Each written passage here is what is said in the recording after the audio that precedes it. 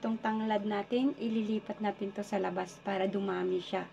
Kasi dito sa shower ko, sa bathroom ko ay nasisinagan lang siya ng araw. So, para mas lalo siyang mag-wild, lumago, ay ililipat natin sa labas mga langga ngayon. Kasi yung malunggay nandun na sa labas, so ililipat na naman natin siya. Ito namang tanglad mga langga ko. So, ililipat na natin mga langga. Punta na tayo sa labas. Dito ko mamaya. Dito ko siya itatabi sa may malunggay mga langga. Kasi sabi nung gardener, magtatanim din daw siya kasi may itatanim daw siya. May pinapatanim daw si boss sa kanya.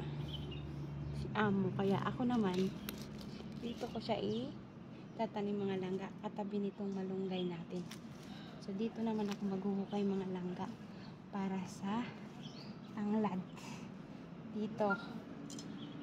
Yan, maghuhukay tayo dyan mga langga ako ha.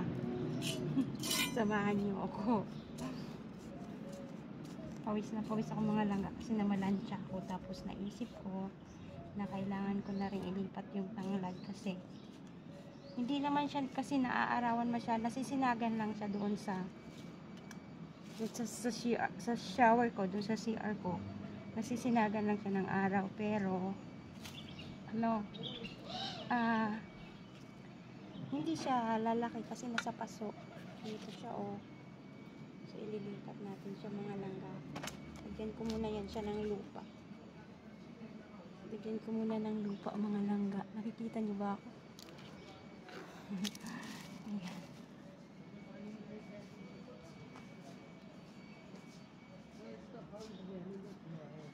Diyan yung gagawin namin.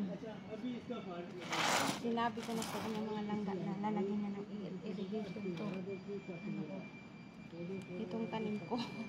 Sinabihan ko siya, lagyan mo ng irrigation na. Sabi ko sa kanya. Para pag umuwi ako, may tubig. Magdidiligan kasi mga langga. Hindi naman siya araw-araw nandito eh. Minsan sa isang linggo, isang beses lang yan. Lalo na pag walang boss. Kaya ililipat natin itong tanglad mga langga ko. Sana higit mamatay mga langga. Kasi buhay na ito mga langga ko. Ilat na siya. Ay, ito siya mga langga. Ililipat na natin mga langga ko. Yan. Diba? Mga langga. Ito, huwag ka dyan.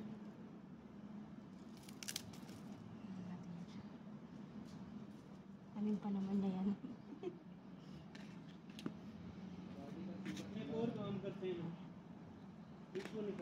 Para mabuhay talaga siya. Kasi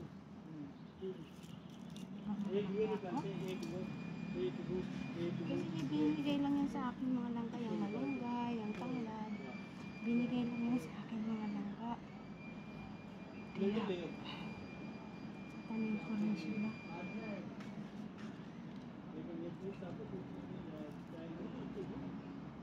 Lagyan ko siya na lupa.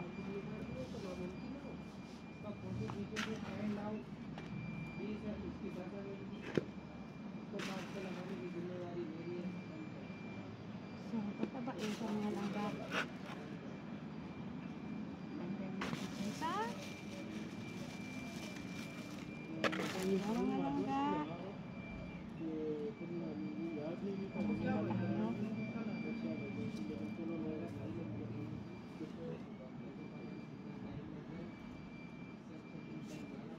Ito yung irrigation mga langga, oh.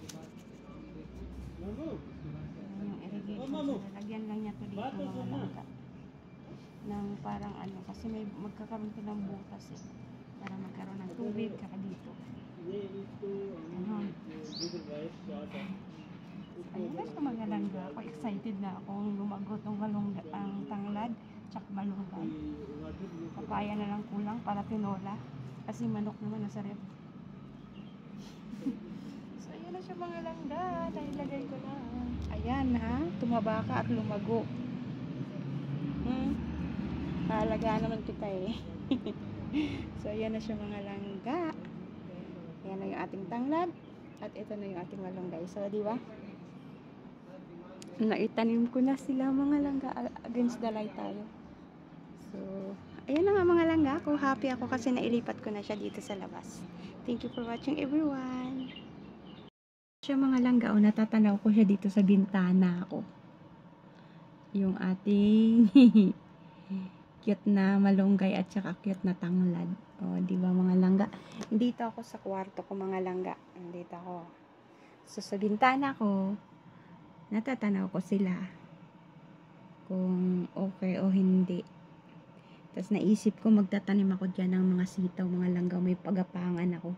Hindi lang ako alam kung saan ako makabili ng buto ng sitaw ba. Kasi pwede ako dyan magtanim ng sitaw. Pakaanuhin ko dyan, pagapangin ko dyan sa mga halaman na yan. Oh. Lalo na doon banda mga langga sa gilid. Pag tumaas yung pwede kong lagyan ng sitaw. Ayan. So, yan na nga mga langga. Tuwang-tuwa na ako dahil nailipat ko na ang aking malunggay at tanglad. So, i-update ko kayo mga langga pag lumago na yan. Thank you for watching everyone. Bye mga langga ko. See you my next vlog.